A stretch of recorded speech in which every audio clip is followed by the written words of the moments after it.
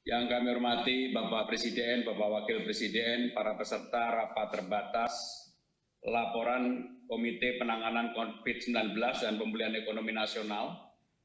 Kami laporkan bahwa Presiden rapat terbatas ini terbuka, diikuti oleh teman-teman media dari kantor Presiden. Kita akan memulai acara yang pertama dengan arahan Bapak Presiden. Kepada Bapak Presiden, dipersilakan. Bismillahirrahmanirrahim. Assalamualaikum warahmatullahi wabarakatuh. Pagi hari ini yang berkaitan dengan COVID dan ekonomi, saya ingin menyampaikan beberapa hal. Yang pertama mengenai data yang saya terima, ini pada 11 Oktober, rata-rata kasus aktif COVID di Indonesia ini 19,97%, saya kira bagus, karena ini lebih rendah dari rata-rata COVID. Kasus aktif COVID dunia yang mencapai 22,1%. Kita lebih baik. Dan juga lebih baik dari rata-rata kasus aktif kalau kita lihat di 27 September 2020 yang lalu yang mencapai 22,46. Jadi penurunannya kelihatan sekali. Dari 22,46 menjadi 19,97. Yang kedua juga rata-rata kesembuhan. Ini per 11 Oktober mencapai 76,48%. Dan ini sudah lebih baik dari rata-rata angka kesembuhan dunia yang mencapai 75,03%. Ini juga sudah lebih baik. Karena itu, angka rata-rata kesembuhan harus terus diperbaiki, terus ditingkatkan dengan meningkatkan standar pengobatan baik di rumah sakit, di ruang ICU, maupun di tempat isolasi. Dan kita juga sudah bisa menekan angka rata-rata kematian, meski masih di atas dunia, di 3,55%. Ini lebih baik dibandingkan 2 minggu yang lalu yang berada di angka 3,77%. Namun masih lebih tinggi sekali lagi dari rata-rata kematian dunia yang berada di angka 2,88%. Ini saya kira tugas besar kita ada di sini.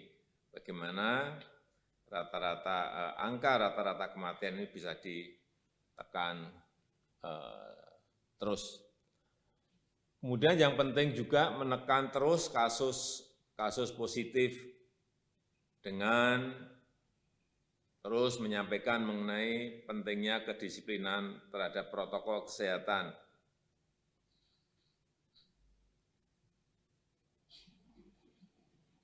Saya mencatat dari angka-angka yang ada, Provinsi Jawa Timur, Provinsi Sulawesi Selatan menunjukkan perbaikan dalam pengendalian pandemi COVID. Saya kira ini bisa dijadikan contoh provinsi-provinsi yang lain, dan saya minta tetap yang 8 provinsi prioritas itu dimonitor secara ketat, kemudian testing, tracing, dan treatment-nya terus diperbaiki sehingga gap antara provinsi yang satu dengan provinsi yang lain, terutama mengenai testing, bisa kita kejar dengan baik.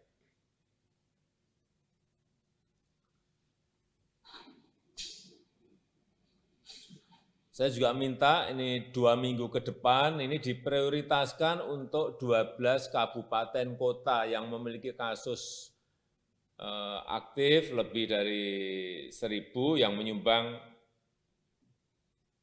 30% dari total kasus aktif nasional, yaitu di Kota Ambon, Jakarta Utara, di Bogor, Kota Depok, Kabupaten Bekasi, Kota Jayapura, Kota Padang, Timur.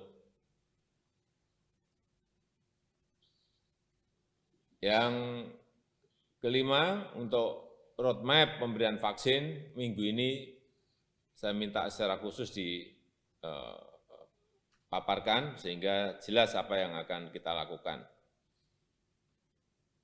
Kemudian untuk proses pemulihan ekonomi sampai dengan 7 Oktober saya mencatat realisasi anggaran, ini khusus realisasi anggaran untuk klaster bantuan sosial ini sudah mencapai 66%, klaster UMKM mencapai 76%, dan untuk klaster tambahan subsidi energi sudah sampai pada angka 94%. Ya, saya rasa itu yang bisa saya sampaikan sebagai pengantar. Terima kasih.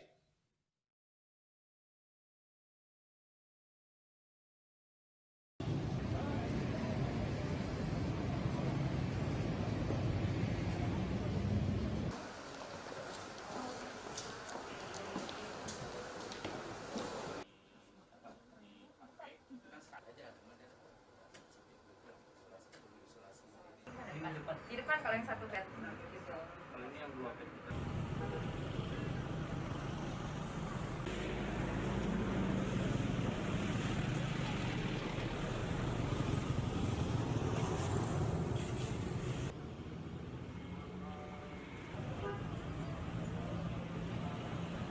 Saya selalu minta sini Pak. Ya.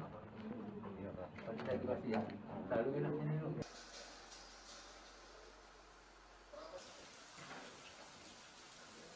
Saya juga minta ini 2 minggu ke depan ini diprioritaskan untuk 12 kabupaten kota yang memiliki kasus.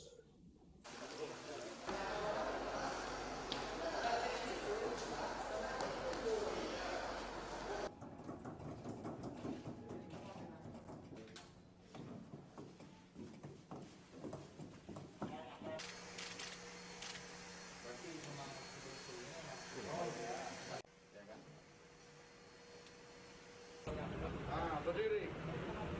Ini peringatan pertama dan terakhir. Besok harus didenda.